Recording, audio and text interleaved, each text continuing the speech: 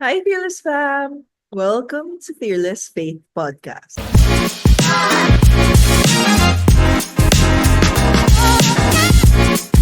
Together with me is our special guest, co-founder of GH Family on Kumu, who is now my brother in CFL community.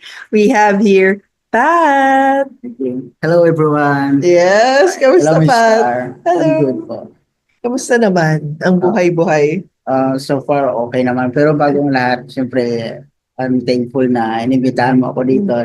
So yes, okay naman po ang buhay. So yun, tuloy lang ang laban. Yes, tuloy lang ang laban. Yes. And I'm grateful also that you're here with us right now and you're with us in the community in CFL family.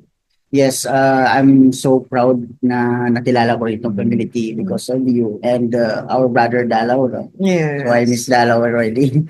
So In memory of our brother Dalaw, who passed away 2 years, almost 2 years. yes, coming to 2 years on 1.5. July, To be yeah, exact. next year. Yeah. So, kamusta man? Tell us about your childhood bago tayo about Kumu, about CFL. Kamusta naman ang childhood ng isang Pat? So, yes, yung childhood ni Grace na halagang memory para sa ating lahat talaga. No? So, siyempre, namimiss natin yung mga kababata natin, ang mga ginagawa natin nung bata tayo, kung paano tayo nadapa, nagkaroon ng mga sugat kung saan. So, nakakamiss lang siya kung i-flashback ko lang. Kasi parang ang gusto ko lang ibalik, kung pwede lang ibalik. Ang sarap yung maging dati. bata ulit, no? Yes po. Wala Kasi, problema, wala ka iniisip. so, tapos ang dali lang, parang dali lang magkaroon ng something. Kasi nandyan yung mga tita, like, or ninang, or mother, no? Na someone na hingian mo ng something. Diba? Pag kailangan mo ng tulong.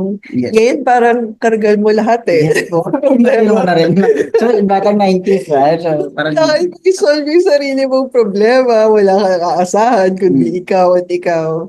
yun lang din yung na-miss ko lang din na part ng bilang childhood talaga is yung parang nagdadamayan kayo ng lalo sa magkapatid kami. Nagdadamayan kami during that time kasi kami na lang sa bahay, di ba? At madalas kayo magkaaway pero then parang magkakampi pa rin kayo, di ba? So nakakamiss.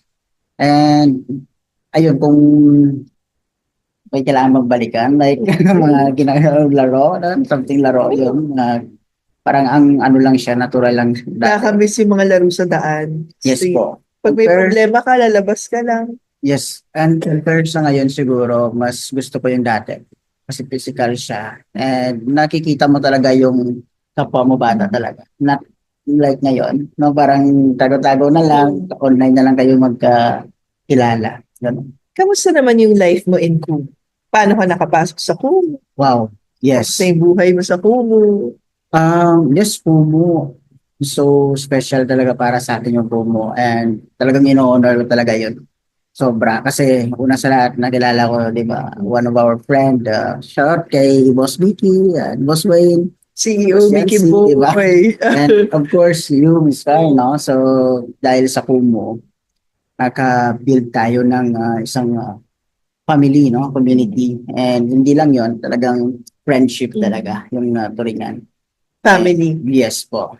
And, Brotherhood, sisterhood. exactly. And malaking ano talaga yung ang karangalan talaga yung Kumu na ginawa during pandemic time na despite of all na pwede tayo malungkot during pandemic, makakahanap ko ng karamay. yes po, sobra. Then na-feel ko talaga yung ano doon kasi danas ko na quarantine ako.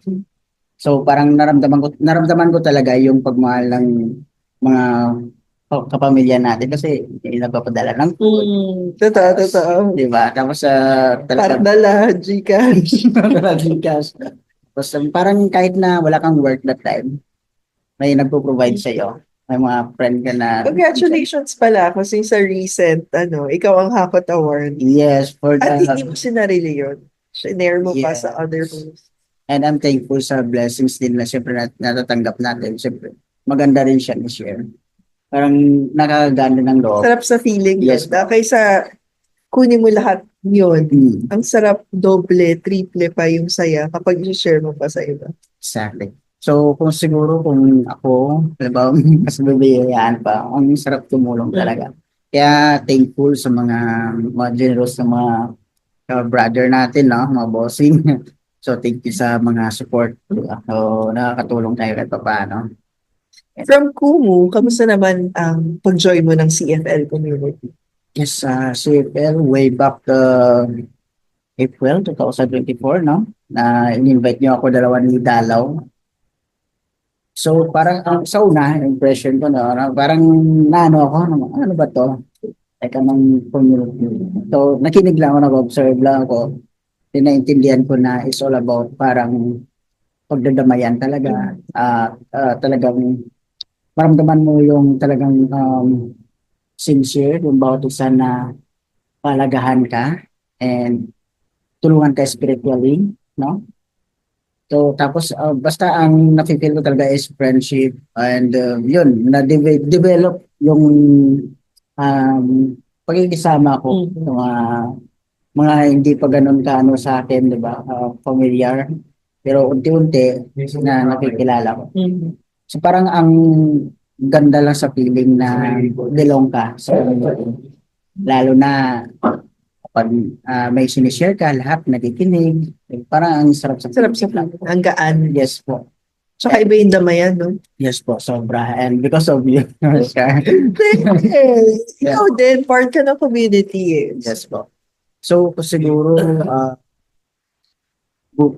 looking forward, no, na dadami pa tayo, then magkaroon pa tayo ng other activities na makatulong pa sa iba, no? At may share din ng Word of God or mga magagandang gawain na naranasan din natin, di ba? So, yun.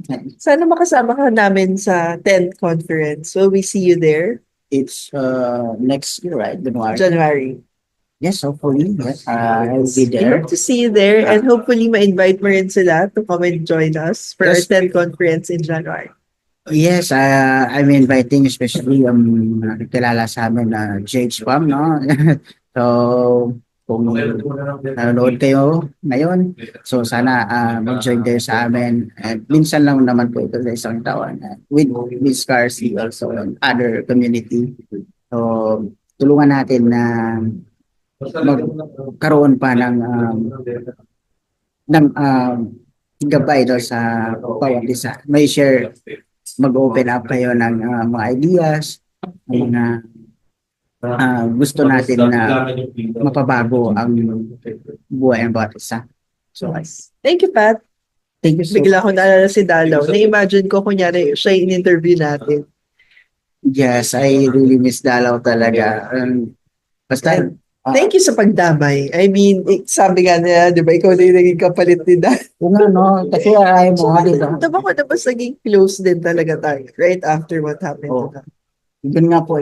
And you know, napansin ko rin, Miss Karen, no? During the time na in-invite niyo ako, 1.5 month, saka rin nawala si Dalawa. Parang side. Kay para ipalit sa kanya. And thank you also for your service in Fearless Family. Alam mo yan, grabe yung hard work mo rin sa Fearless. Yes So po. thank you I for really everything appreciate that you do. You're welcome, Miss Karen. Thank you. Anytime po, okay? Yes. Bye! Thank you. Thank you so much.